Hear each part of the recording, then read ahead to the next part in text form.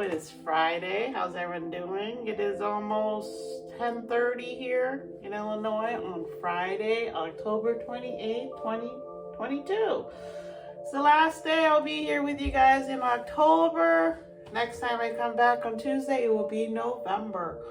But it will still be Scorpio season, right? So, a lot of stuff happening.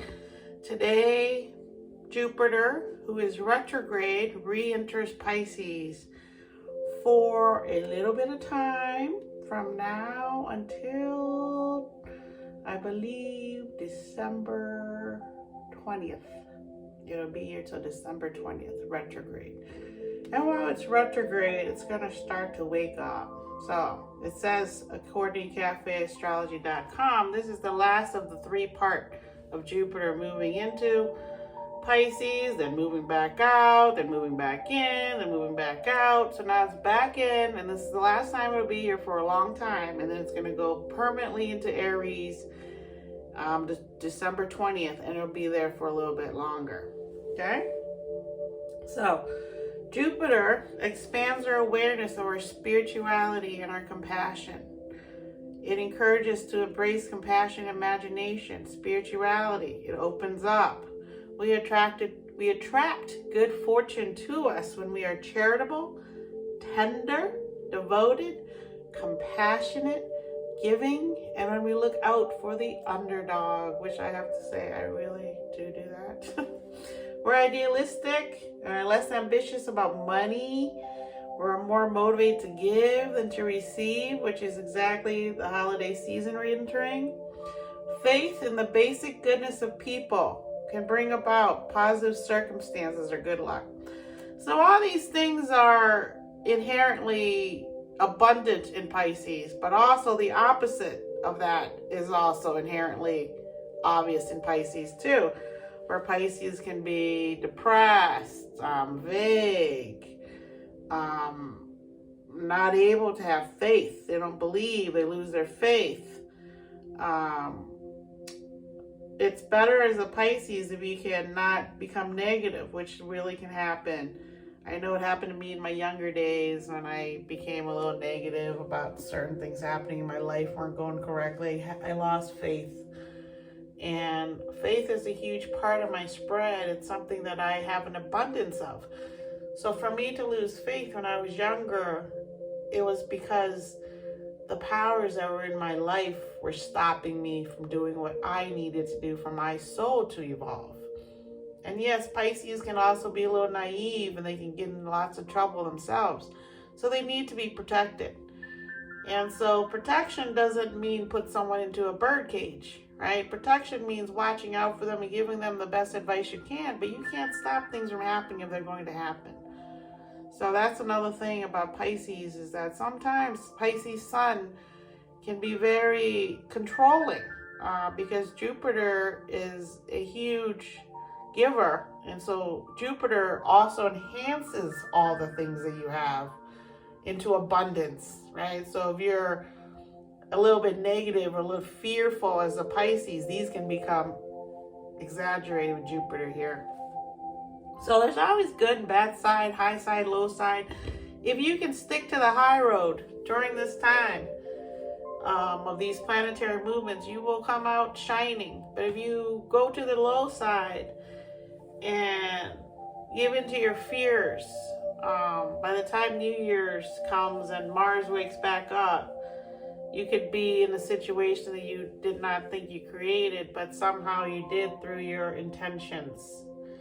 And intentions really manifest through emotions. Again, we were talking about emotions yesterday and how passive aggressiveness is becoming much more prevalent as Mars gets ready to sleep. And so these are things we need to learn to let go of, these prejudices we have towards people, towards ourselves, expectations we have for ourselves, for others. We have to really release these expectations and only look within yourself for what you need at this time. And that's difficult for a lot of people. They don't ever look inside of themselves. They are surface people. They only want to look good. doesn't matter what's inside of them. And so if that's the case, this is the time when all that's going to come chopping down on you. So you got to really, really have to learn to be mindful, meditate during this time. And I behoove you to do that, because it's if you fight the flow of what's happening right now, it's not going to be pretty when the new year begins for you. So try not to fight that flow. Go with the flow. And then when something happens that you don't like, really sit and meditate on it and wonder why is this happening? Okay? And don't blame others. Don't blame yourself. Just understand that life has challenges. It's an obstacle course. You know, in an obstacle course, I have a hard time climbing up the wall. So I know for myself that if I run into that wall, I got to climb over that wall. And so that's what I've been doing through these meditations. And now I'm trying to help you get over that wall yourself, because it is a pretty high wall when you look at it and you have to face all these things.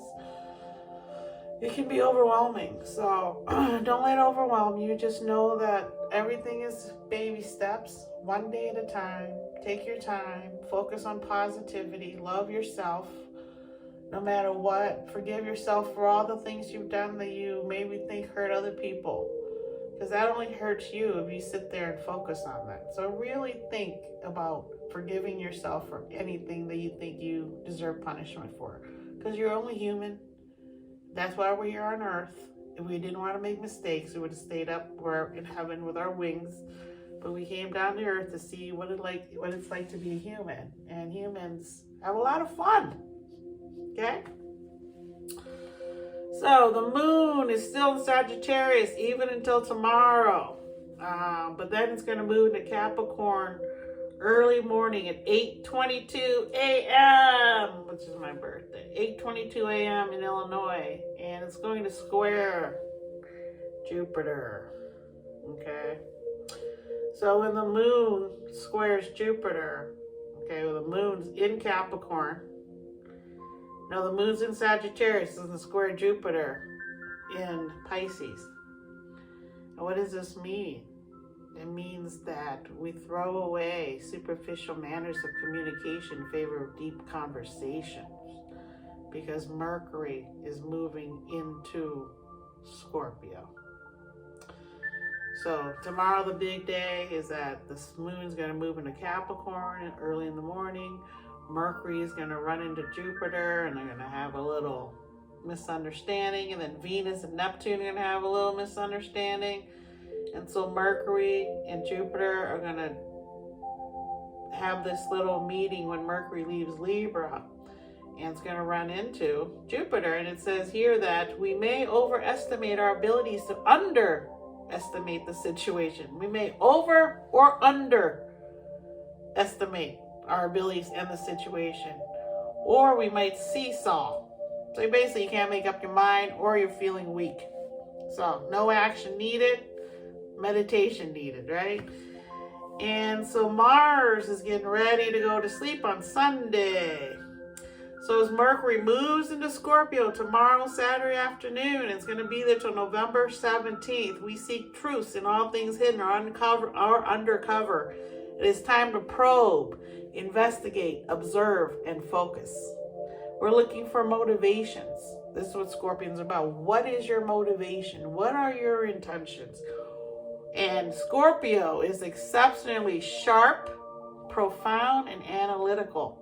Thinking tends to be one-track minded and perhaps obsessive. So, again, when you have Pluto and Mars in this sign, you're going to be aggressive. And Pluto deep dives, so you're going to be obsessively deep diving into situations, and you're going to be a detective.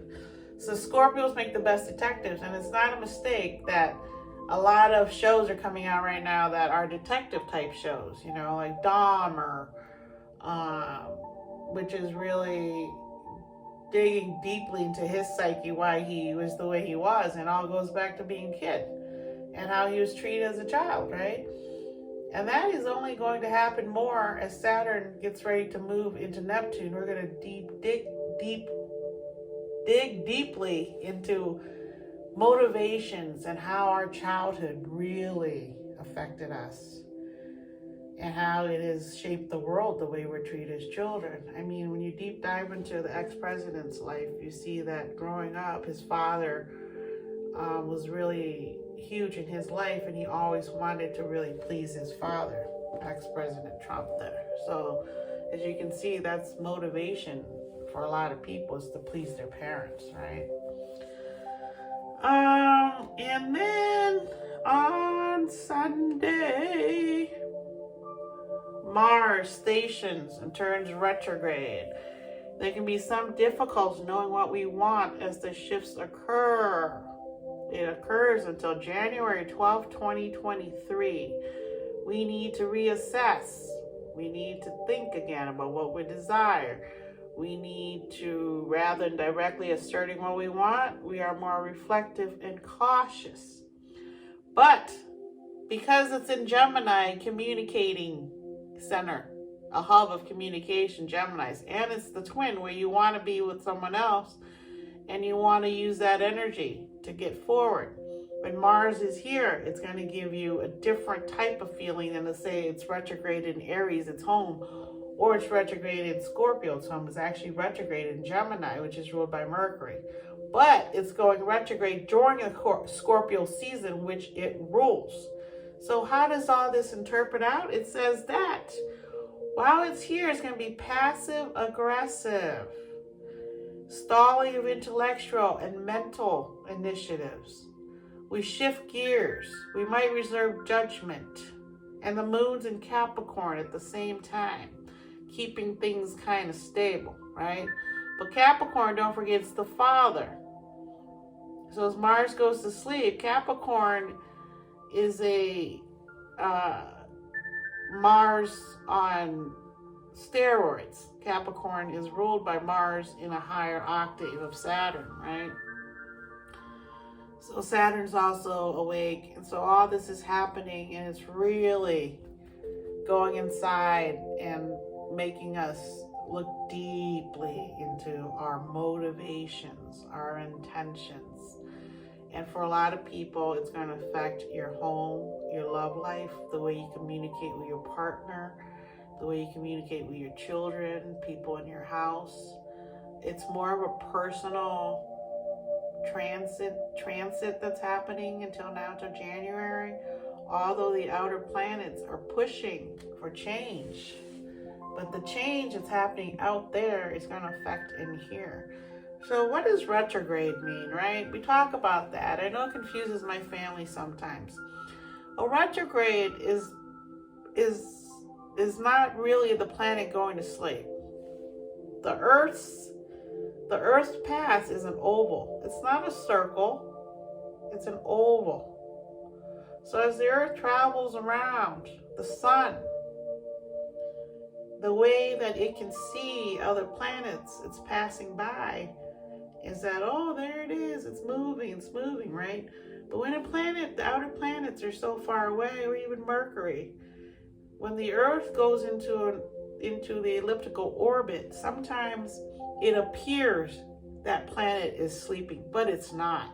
It's just so far away, it seems like it's standing still. It's kind of like a mirage when you're driving in the desert. It seems like nothing is moving. The desert, it all stays the same. The mountains up there, very far away, it takes forever to get to that mountain, especially if you're driving from Vegas to LA. It just seems like, there's no change. And that's kind of what a retrograde is when you're on this road, there's a mirage up there. It looks like, oh, you're near, but it's not. It's just a mirage, right? And then you look out here, oh, it's still the desert. And it looks just the same as the desert back there. But it's not. It's different. So that's what a retrograde is. It's a trick of the eye. But because it's so far away, it appears to be standing still. It affects its pull on our chemicals in our body. So if it's so far away that it appears to be sitting still, we call it a retrograde, meaning that it's so far away that its pull on our chemicals in our body isn't as strong. It's weak. So that's what's happening with Mars and Gemini. It's so far out there in Gemini that it appears to be asleep in Gemini, but it's not. It's moving.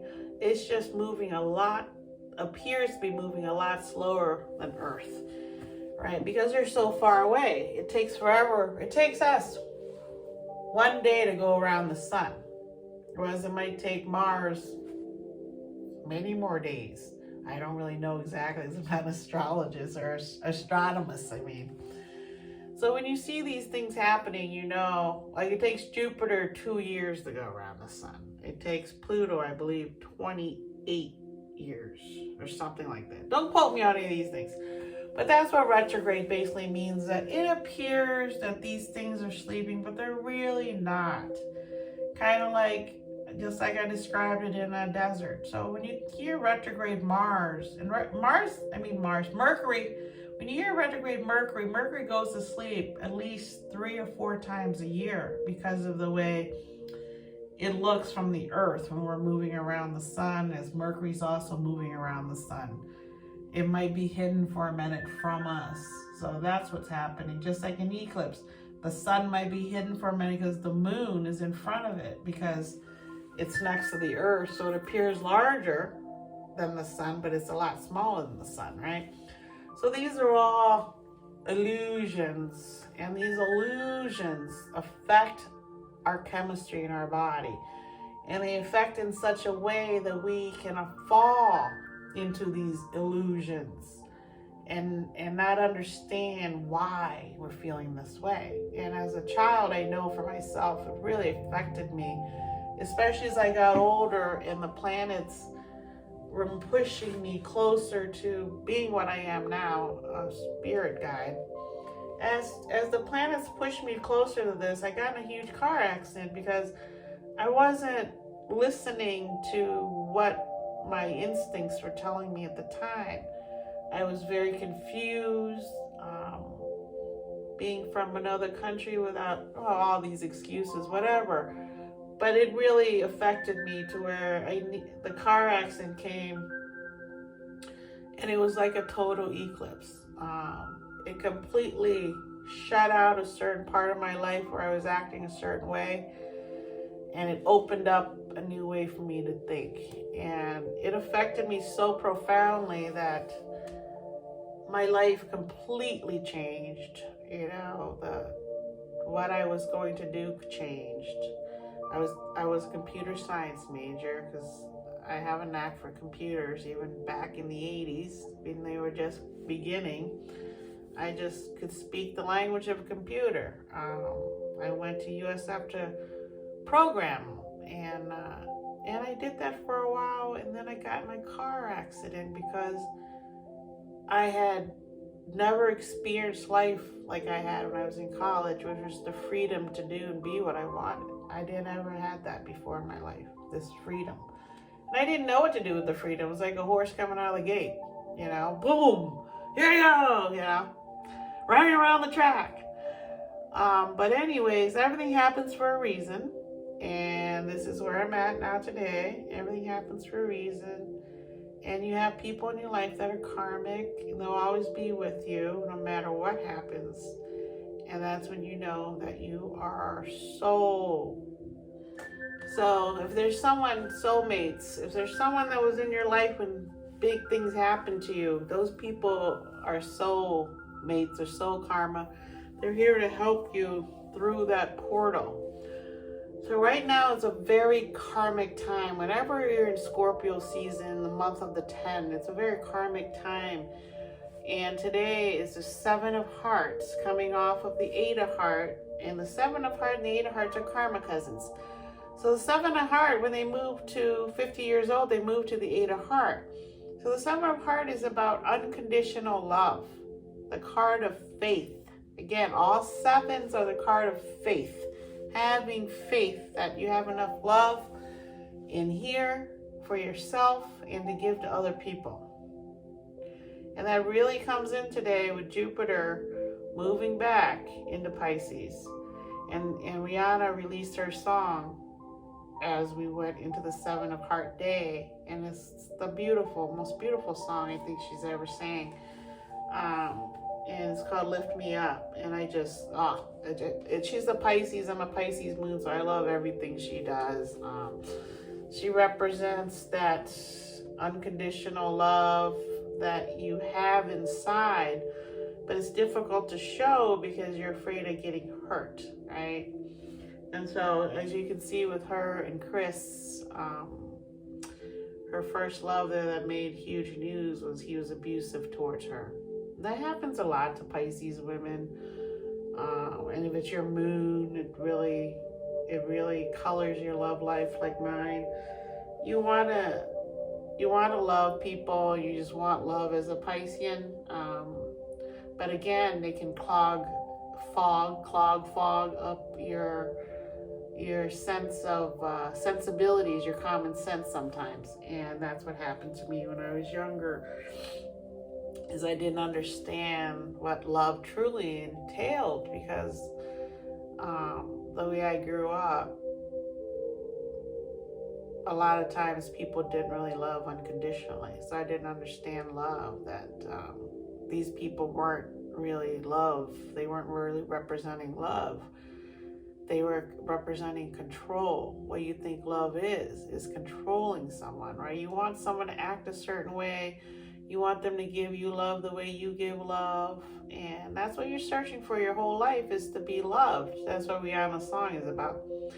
But also in searching for that love, everyone loves. Everyone can love you, but can they love you the way you want to be loved? And that's really what happens, is that until you can learn to love yourself, you don't really know what that love you're looking for is.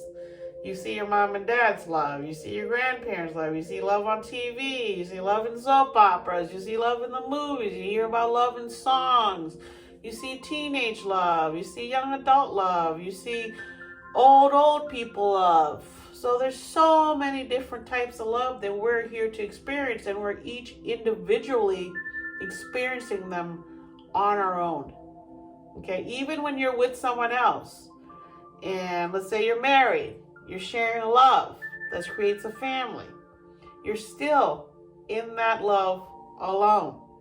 Because if you aren't in it alone and loving yourself, you can't share with that other person correctly. Because if you don't love yourself, you don't know what it is you need, and you think what you expect is what you see and learn, but it's not always true for you. What is it that you need? A lot of people idolize their families and want that love. They say, well, it's perfect. I grew up in this great house. I love the way my parents are. My parents got, left each other and came back together. I love that type of love, okay? That doesn't always mean that's what you need. If your parents live in one spot their whole lives and still hang around with their high school friends, it doesn't mean that's what you need for your soul to expand, right? So a lot of times we get caught up in these love situations, and Pisces is no different than anyone else. And as you can see, Rihanna, she was abused, and it's taken her a long time to have a baby with someone. And I don't believe they're married. They could be, but that's another Piscean thing, is that we don't really believe in marriage, because as a moon Pisces, we don't really believe it. We believe in the fairy tale, but as we get older, we understand that it's a fairy tale.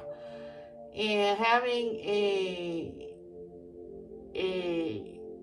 piece of paper that says how much you love each other and saying the vows, love till death do we part, we know that's not true. Many people get divorced many times, and they might still love the other person, but they're not married to them. So what is the marriage about, right? So that's where we're at back in the world right now, is we're trying to see, as Saturn gets ready to move into Pisces, we're going to see exactly what these fairy tales are about. And the new movie on Netflix, which I was anticipating, I just watched yesterday, called The School of Good and Evil. Charlize Theron's in it, and my favorite woman there, Michelle Wee, shows up at the end. But I'm telling you, if you watch that, it is nothing like you expect it to be. And that's really what life is. For you, for me, everybody has their own interpretation of good and bad, of good and evil, of love and hate, lust. So until you get a grip on it, You don't really know what's going on. So that's why I always behoove people to take their time and know who they are before they get married. And you can know who you are by the time you're 22. Or you can know who you are by the time you're 12. Or you can know who you are by the time you're 50. It took me until my 30s to understand who I was, into my early 40s. And then I had another baby at 42 because I found what it was that I needed in my life. And I had another baby. And he's a little Gemini. So that lets you understand who I am. I am looking for my twin always, right? Because the two of diamond that rules me, its karma cards are the ace of heart, ace of diamond, two of heart. So that's what I'm here to see, is what would make me the happiest, and that's what the Pisces moon does. So everyone who has Pisces in them is on a quest to see if spiritually they have a mate somewhere out there, because that's what Pisces wants. Love, love, love, right? So as we shift gears into the moon in Capricorn and Mercury going into Scorpio. Mercury goes into Scorpio. Retrograde Jupiter goes into Pisces, both water signs. And then the moon goes into Capricorn, who loves Pisces. Capricorn and Pisces get along very well, just like Scorpio and Pisces get along well. So here we have Pisces moving into into Pisces. And here, Mercury in Scorpio will get along very well with Jupiter in Pisces. And the moon in Capricorn will get along very well with Jupiter in Pisces. Jupiter is the ancient ruler of Pisces. Now it's ruled by Neptune. But Jupiter also rules Sagittarius. And that's the moon we're moving out of, is the moon in Sagittarius. So all these things that's happening is really supporting our adventurous side. Even though Mars is asleep, we still can have adventure. We still can do things that we planned on doing. We just can't be obsessive about it, and we can't go at it gung-ho. And we haven't planned it all out yet. We have to really take baby steps and plan for it, maybe for January. And so these are things we're thinking about. And again, like I said yesterday about Mars, if you're ruled by Mars at all, you are going to feel this passive aggressiveness towards other people. You need to meditate, try not to lash out. If you have some anxiety, take some gummy bears. CBD gummy bears are really good for you. And CBD gummy bears will chill you out and allow you to sit there for a minute and think and be in silence. Try to really do things for yourself this weekend, okay? All right, peace. We do have to talk about some famous people, so I'll be right back. So it's been one of those days. I've had to go into the door 3 times today. So today's cards are the Seven of Heart, ruled by the Jack of Heart, which is his Mars card, and his Pluto card, the King of Diamond. So I told you that earlier, the Seven of Heart is about unconditional love. And his Mars card, being the Jack of Heart, means that they're going to sacrifice a lot for someone younger than themselves, usually kids. And that makes sense with the Seven of Heart, right? Because you're willing to give your kids unconditional love and be there for them. And the King of Diamond Pluto card really talks about the highest suit of values. Learning how to have the highest suit of values, which is the one-eyed king, will help the Seven of Heart to be able to get over heartache quicker.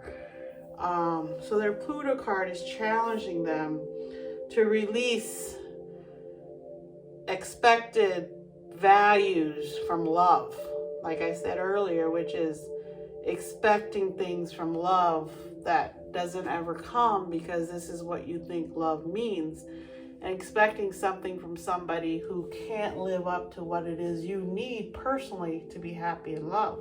Everyone has their own map, their own chart of what would make them happy in love. And sometimes you expect things from someone and they don't show love the same way you show. Like personally, I'm not into PDA. So I wouldn't really want to be around someone that wants to hug and kiss all the time in public. I don't mind it occasionally, I just don't want it all the time, like especially on the red carpet, you know? So these are things that, you know, whereas I might love someone that loves PDA. So I either adjust to it or I don't. I've learned to adjust to it. Occasionally I'll do it and occasionally I won't. So that's how that goes. And not everyone shares love the same way. Not everyone has the same values.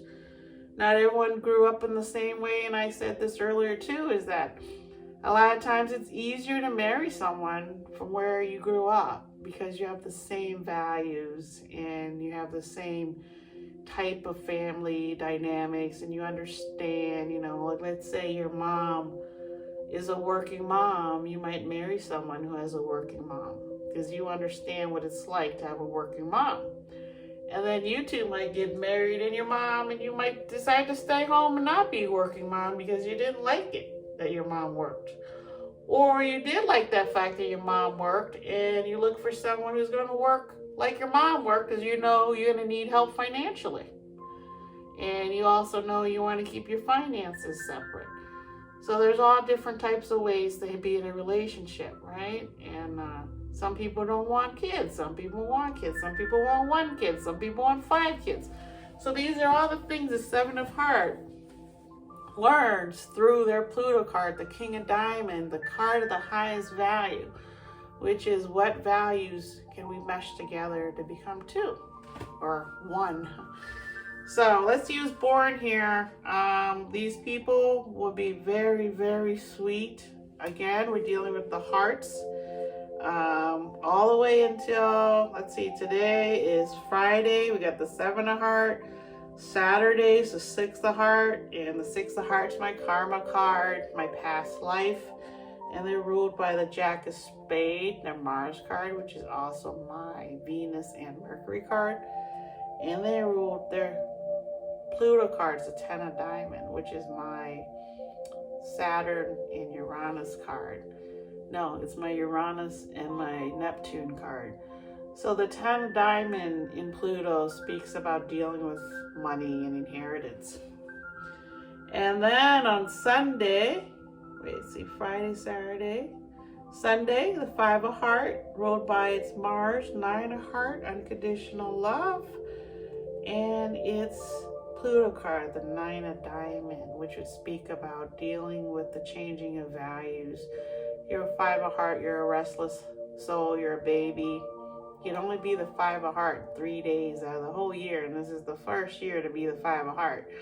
I know because my third son's the 5 of Hearts, born in after Jesus Christ.